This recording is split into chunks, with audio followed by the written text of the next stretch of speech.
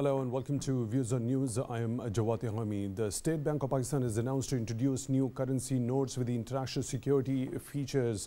The State Bank of Pakistan's governor has also said these notes will have new design and new serial numbers also. He has also said this particular switchover is not going to be disruptive and it's not going to happen the way it happened in India. There's a statement that has come from the State Bank of Pakistan is also saying any decision on the withdrawal will be taken in a gradual manner and existing bank notes will remain in circulation even after the issuance of the new currency notes. The State Bank of Pakistan statement went on to say that generally it takes 2 to 3 years to launch a new banknote series.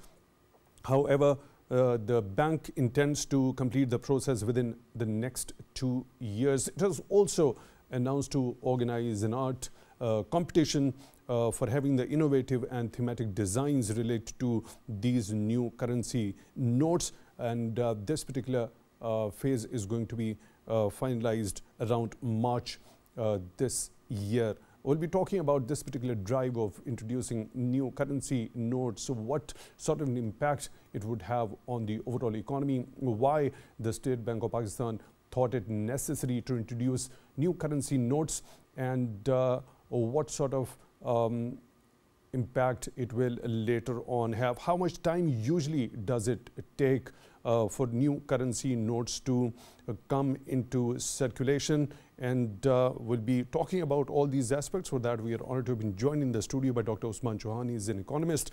Dr. Chohan, thank you very much for your time, for being with us on the show tonight. Really appreciate that. Also in the studio, we are honored to have been joined by Shaaf Najeeb. He's economist, research fellow at Pakistan Institute of Development Economics.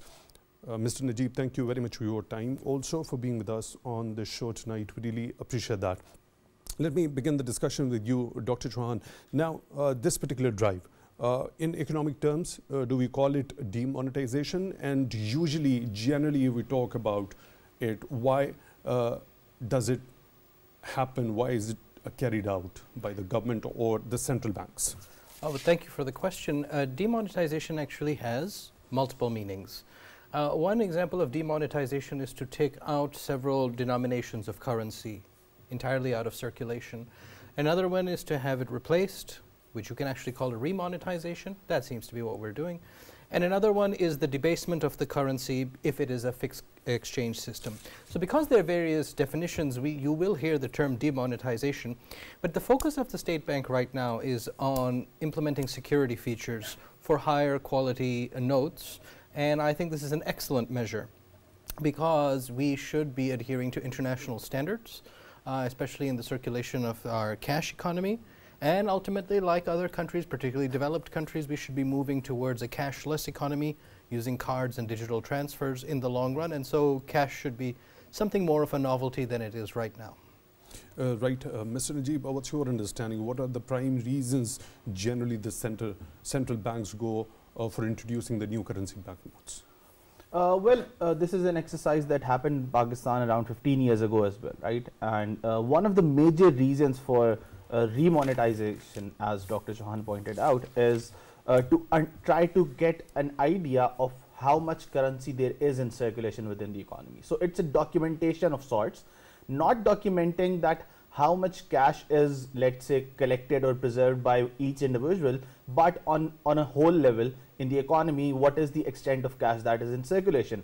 So cash or cash at hand, because cash at hand could be divided further in two parts. One, where currency is in circulation, one that is being used to finance various transactions, which current data of the latest month shows that there is about 5 to 6% of the currency in circulation for transactions. But there's a lot of you could say currency that has been kept by people for various reasons, which is not being used for transactions. And that does not mean that it is necessarily you could say a black money or illegally earned money, but legally earned money, something that they're not keeping in banks, something they're not investing anywhere, but they're trying to keep their self as liquid as possible given the uncertain economic conditions, which actually over a longer period of time leads government to have incorrect data regarding the cash in hand in the economy. So such an exercise as being carried out by the State Bank now is one of the major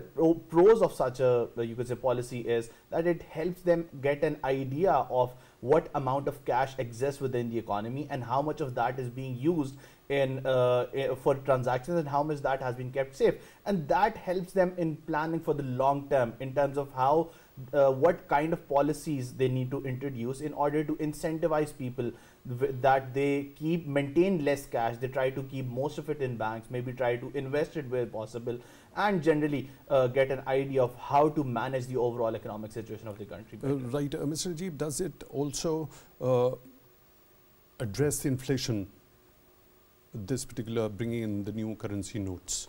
Well, the inflation is impacted by the overall money supply in the economy, right?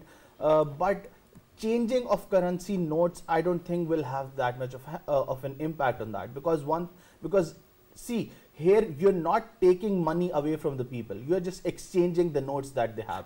So the overall currency that those people have in store, that value remains the same. So the impact that money supply would be having on inflation would remain the same. There isn't going to be any positive or negative impact on that. But what this does help is, obviously if government wants to try and control inflation through controlling money supply, it needs to get a good idea of the overall you could say levels of the currency that is present at hand with the people. So in that aspect, yes, it could help in the long term, but in the short run, I at least do not see it having any sort of impact on the inflation. It's just the exchange of the currency. Yes, exactly. And the value remains same. Yes. Right. Dr. Chohan, your understanding regarding its impact on overall inflation? The inflationary problem in Pakistan is more of a supply side issue, which is to say that there's key commodities that either we have to import or that we don't produce in sufficient quantity given the growing population, etc.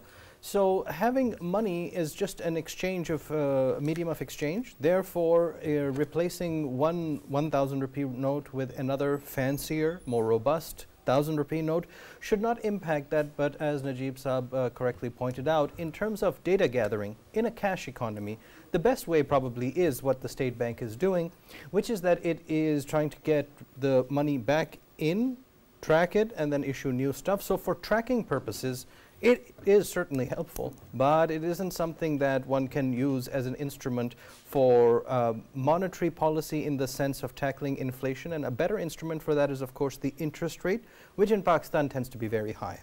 Right.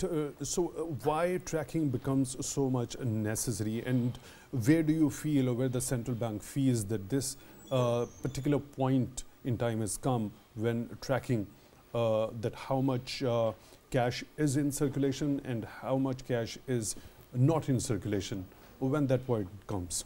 You should monitor it periodically, and the periods can be a decade or two, but it should be done with a reasonable amount of frequency insofar as you want to have some concept. This is not with entire precision. The entire precision would come if we were in a cashless digital type economy, but it gives you some concept of how things are working, and you should do it in a periodic manner. And ultimately, I believe that for our facility as consumers, as users of money, it is important for us to have more modern implementations rather than be running around with the pieces of banknotes, or, as Najeeb Saab said, stuffing it under the mattress. This is probably not a convenient way for us to manage our lives. Right. We are honored to have been joined by another participant in the studio, Mr. Sultan Ali Haider, expert political economy. Mr. Haider, thank you very much for taking time out for Views on News tonight. Really appreciate that.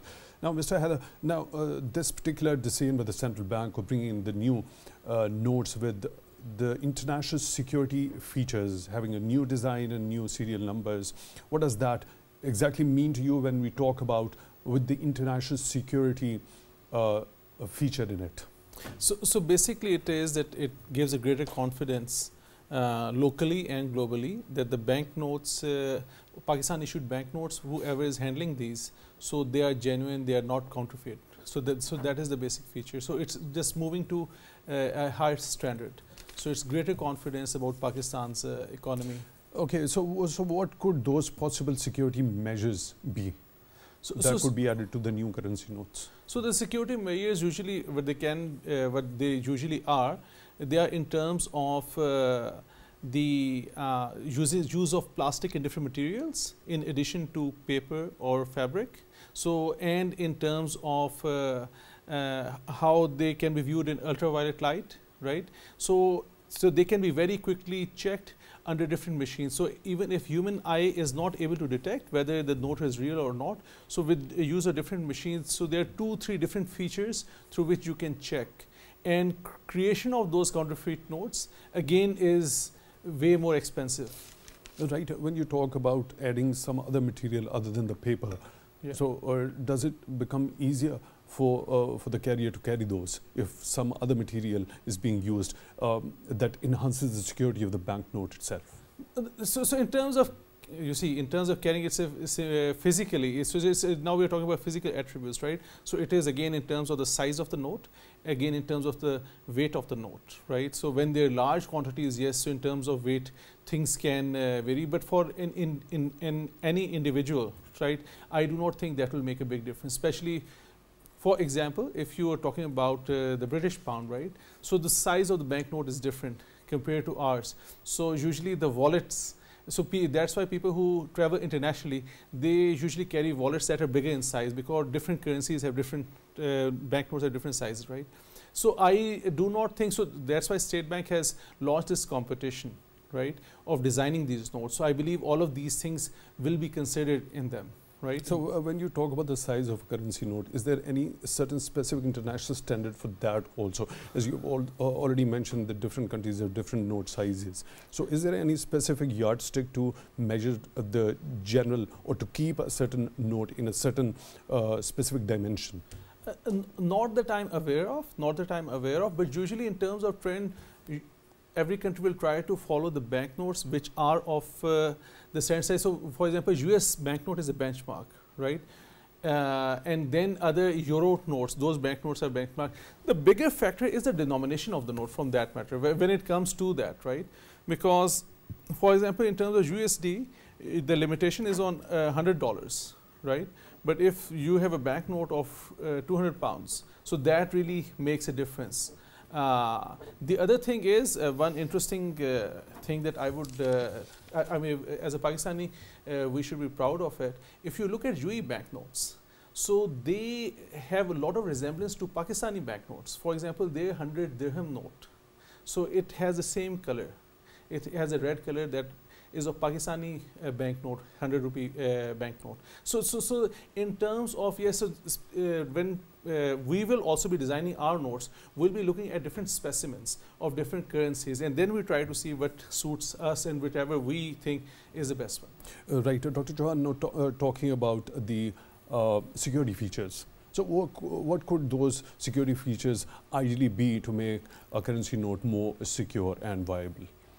Well, there's some sort of plastic usage on the fabric, as our colleague correctly mentioned, as well as it's shining on ultraviolet. Those features are physical attributes, but again, it's more of a cost-benefit analysis that you have to do, because you can put a ton of features into a piece of paper, but is that really worth it for example, 100 rupees, which is like 30 cents? It's just simply not worth it. But for a 5,000 rupee, and that's where you would be more concerned about money laundering, perhaps you would want that. But then again, our highest denominated note is the 5,000 rupee orange color, and it is only worth now, I think, $17 US. So with your highest denomination, you still have to carry a lot of 5,000 rupee notes if you have to do any serious transaction, as opposed to, for example, 200 pounds mentioned earlier. But the largest one I'm aware of is the 500 euros, which aren't found so frequently, but they're really valuable thing to have in your pocket. I would be kind of nervous walking around with one of them.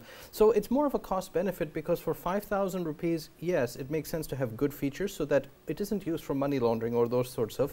So what about the counterfeit notes, the currency notes? So once a counterfeit note or the batch of it comes into circulation, what sort of challenges does it bring with itself? So in order to address that particular problem, don't you think the entire series of all the denominations should be carrying equal security features in themselves? You can measure it visualize it in your mind as a kind of curve, where at some spectrum of the curve, it isn't worth it, because how many money launderers walk around with 50 rupee notes? It simply wouldn't, they don't do that. But at the 5,000 rupee level, yes, it is worth it, because if you have a briefcase worth of counterfeit 5,000 rupee notes, you could probably purchase a house or something. So that's where it really matters. So what I understand from your take is that the entire series of the banknotes of all the denominations don't require equal security features. Well, I actually would argue for having one denomination higher with robust security features. There should be a 10,000 rupee note, and if it's secure, it would be much more convenient for people. Right. Mr. Najeeb, what's your understanding of that? When specifically you talk about addressing the issue of counterfeit notes? Well, you see, obviously counterfeit notes do exist, but do we even have an idea of how much do they exist?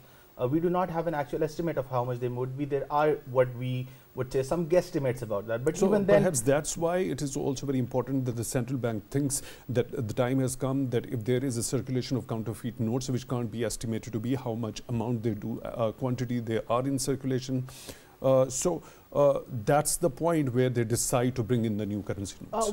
That could be one factor, obviously, yes. But then again, the real question that we need to consider over here is, are there actually as many counterfeit notes available that we start printing new designs for notes? And then again, what measures are we taking actually to prevent creation of new notes? Just introduction of new security features within notes, is that going to prevent that or not? Because as I said earlier as well, we had a similar transition 15 years back as well for similar reasons. And if we are again at that place here in 2024, that shows that the problem needs a different treatment maybe, right? Again, as Dr. Chohan pointed out, we need to do a cost-benefit analysis, because of course when you're trying to print new notes, you're talking about having new material, you're talking about procuring new things. And in a country where even you could say, the first day in a fiscal year that the government has to perform even the basic of its duties, those duties are supposed to be debt funded, right? Even cannot pay liability. So in that economic situation, is it a financially viable thing to do or not?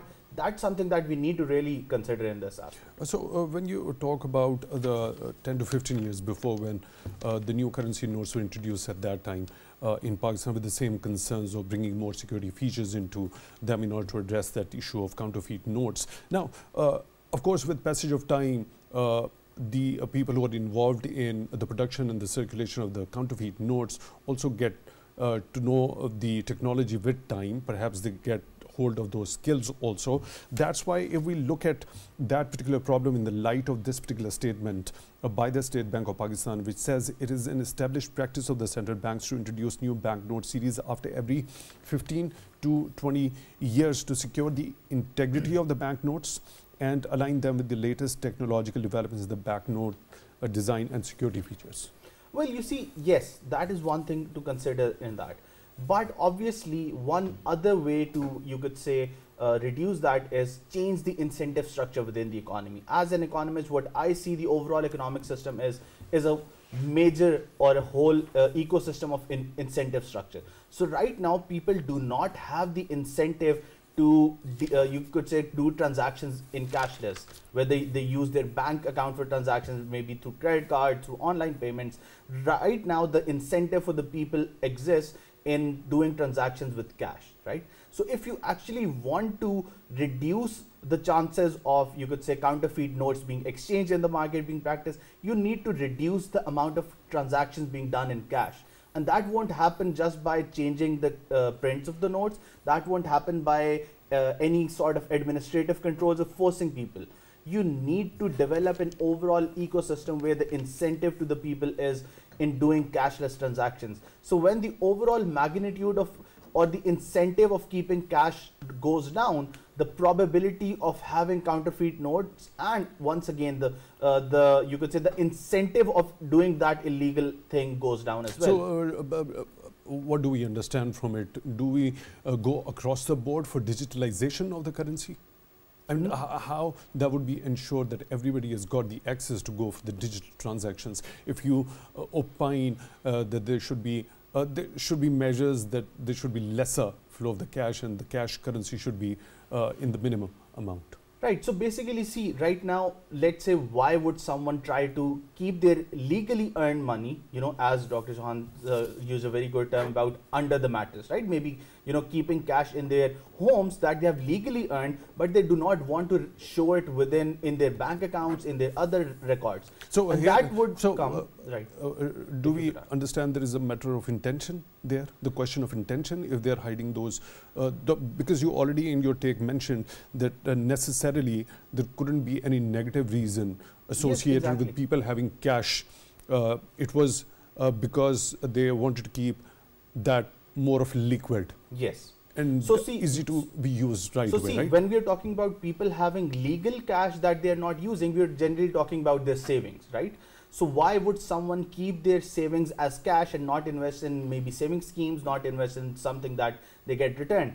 One reason could be not having enough of those options, not having enough returns on those options if they exist, number one. Second could be any kind of, you could say, harassment in case of if they, you could say, document those from different state department, which is a concern among a lot of people, which is a concern among a lot of businesses as well. So you need to create an overall ecosystem where the people start trusting the overall system. They also find economic opportunities where they have return. So instead of keeping themselves liquid, they start investing, or they start putting those money in those saving schemes, and so that would, you could say, that would help in increasing the overall documentation of the currency in circulation in the economy as well as that would make people move towards more cashless currencies and cashless habits as well. So we need a behavioral change, not a documented change through some notification or some through order or some through administrative measures. We need a behavioral change, and that behavioral change will come when we change the overall incentive structure within our economy. Right, Mr. Haider, do you agree with what Mr. Najeeb had to say, going for more of a cashless circulation of currency? Your understanding? I would like to disagree to make the discussion more interesting. Please go ahead. Right. So, of course, I am associated with the digital financial industry also. So I understand that space, and that space is moving very rapidly. People are adopting that. However, with this kind of a measure, it is something like it will be forced on everyone, right? So expecting forcing everyone. So when you are talking about the larger population, we are talking about rather the whole population of the country. Now everyone is not tech savvy. Everyone will not have access to. Everyone doesn't have access to smartphones. So for digital transactions to happen, you need to have access to smartphones, right? So this would this kind of steps or forcing it disenfranchises a large quantum of the population. So for the solution is digital is a big part, and I'm part of that industry, but it is that you run things in parallel, right? So yes, so we should transition towards that, but till the time we reach that point where everything is digital, maybe Pakistan issues a digital currency in the future sometime later. So we need to run things in parallel, and we need to execute things in a way that life of a common man does not disrupt, right? And in terms of, like he was saying, people should move towards investing in saving schemes and things like that. But in terms of culturally, we need to account for that, right? So people are used to, they do some savings, so they first gather some cash, then they'll buy some gold. So once they reach a certain threshold, then they start investing in real estate. That is why we found that people would buy files. They cannot buy the full property, a plot maybe, but they would invest in files. So they are confident about investing in real estate. There is a sort of a gap in what they actually save. Yes. It takes considerable time for them to accumulate that to a certain amount to invest that one in a certain tangible. Yeah. And in terms of that, essentially the saving schemes that we have, essentially it's investing in government debt, right? All the saving that it's going towards government debt from the banking sector. So people, and it is their instinct, and economists can comment better, somebody who bought maybe gold 15, 20 years back, right? When 10 grams gold was maybe 25 years back, it was 3,000, then 6,000, then 8,000. So they would feel maybe they are still better off compared to they put it in the bank account and they were earning interest on that. So it's the instinct of the people, and we can encourage people, but for that we need to create those very attractive instruments. So market has to develop first rather than us trying to push them to in that direction.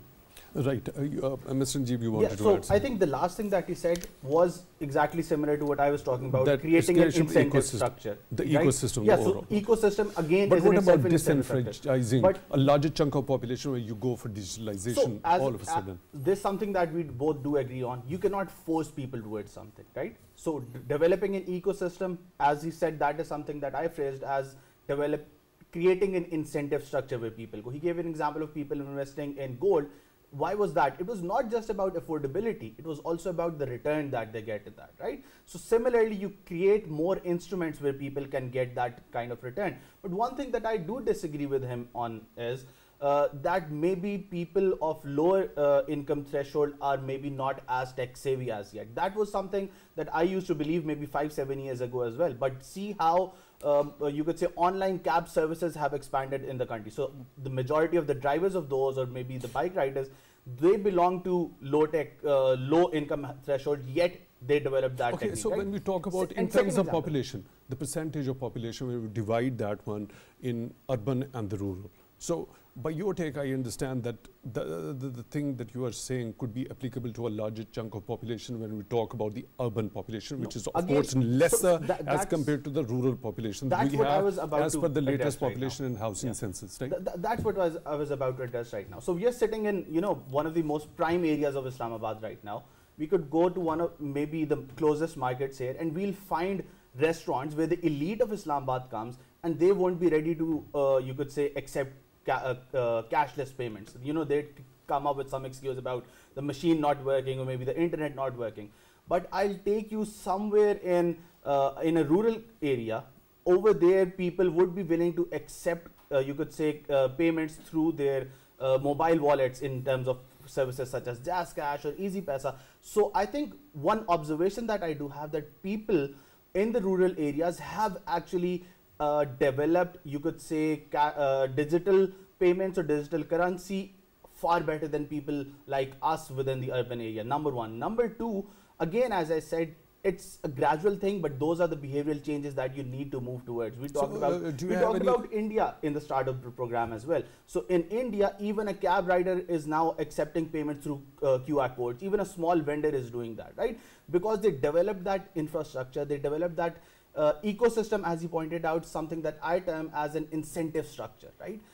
That benefited the people. Okay, for example, here is a real life scenario. For example, in a rural area, there are 5 members of a family, and do you think every member of a family actually affords a smartphone, right? But everybody can carry the cash easily. So how do you equate this particular, but in an urban area, even 5 members of a family can at the same time afford a smartphone, and they can easily go for the digital transactions. But as compared to in the rural area, where perhaps only 1 member of the family would be affording that smartphone, and how would everybody be able to make the digital transactions? So you see, when we're talking about an ecosystem, we are not talking about just one thing within that. The ecosystem again would constitute of the mobile phone and particularly smartphone penetration, number one, and it would also be talking about the internet connectivity as well, which again, if we, even within areas of Islamabad, we do not get internet properly. So of course, when you're talking about developing ecosystems, you're talking about an entire thing, the speeds are very slow. Yeah, exactly. As well. Dr. Chohan, right, but just last one thing that I like to add, even right now, a lot of mobile wallets, and even through State Bank has mandated commercial banks to introduce bank accounts that can be operated from a normal 2G phone that usually is more affordable for people. So we have means to target most of the population and try to uplift others while we can, if we have the will to do that. Okay, Dr. Chohan, your understanding regarding going towards an ecosystem with more of the digital transactions and digital currency in circulation. Yes, I fully agree with my 2 colleagues that we need to create an incentive structure. This is true. My concern is not so much the urban-rural divide. This is something that is more a legacy of previous decades. My actual concern is the gender divide. You see, because many households in Pakistan, it is the man that will deal with the finance, and that's the beginning and end of it. So even if you are in a privileged area of a major city, that doesn't mean that as a woman you are financially empowered. And I think this is a big concern. So if you take the example of a household of 5 and you're concerned that only one of them has the mobile phones, you know, if all 5 of them had it, still it would be Papa who would be making the financial decisions. And this is, I think, a bigger concern. The statistic is anywhere from 8 to 20%, depending on who you ask, of women who have serious financial empowerment through the banking channel. So this women empowerment element is very serious. It has to be addressed, and I think that that will help to positively impact consumption saving behavior, because there's a motherly instinct involved that is very useful for household protection. And so financial and consumption decisions will be optimized through better gender equality, whether you're rural or urban. Right. Mr. Haider, now there is a statement by the State Bank of Pakistan where it talks about issuing the new banknotes. It at the same time says the older banknotes will be in circulation despite the issuance of the new notes. Do we understand that it's not the complete demonetization that would be happening?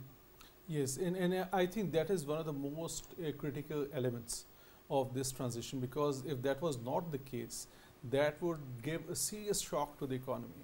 We need to see the example of India in the last decade. So Modi government, they did the demonetization, and suddenly they stopped or they demonetized the larger 2 denomination notes, banknotes. But that was the discontinuation of it. Exactly. But the State Bank of Pakistan says that the entire series of the 7 denominations will continue. That is exactly what I'm saying.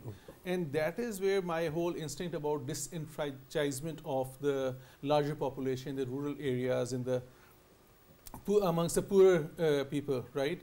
Because people who had those, suddenly they were demonetized. Then they had to run to the bank to get them exchanged. They cannot handle the documentation. They do not have any documents, right?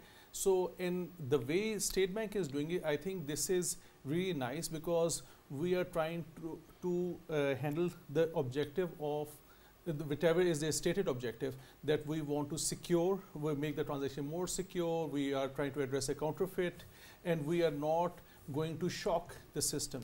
So I believe this adjustment is very, very critical, because otherwise, if they were not doing that, let me put it this way, if they were not doing that, then our economy would go through a shock. Now that on top of high inflation over the last few years, so people are really, everybody is economically, financially, they're really stressed. And then if you add this on top of it, it would really, you can say, the straw that broke the camel's back, right? So when we talk about documenting the overall quantity of the cash that is either in circulation or is not in circulation, is kept safe somewhere. When we talk about the general public who don't carry a negative intention and they don't have that much of cash that they could invest in some tangible, in order to get the return later on. What about those people who've got a huge chunk of cash under the mattresses being already discussed? So if this particular drive is not going to happen like pretty quickly, and the older notes are still going to be in circulation, so how this overall documentation as to asset and the fact that how much cash is there in circulation and how much is hidden is going to happen? So in any case, it is a known fact. I may be a bit wrong about the numbers, 48 to 52%. So in terms of the total currency which is issued, in the banking sector, it is about 48%, as I recall, 48.5%. And the rest is cash in circulation, right? So that is not in the banking sector.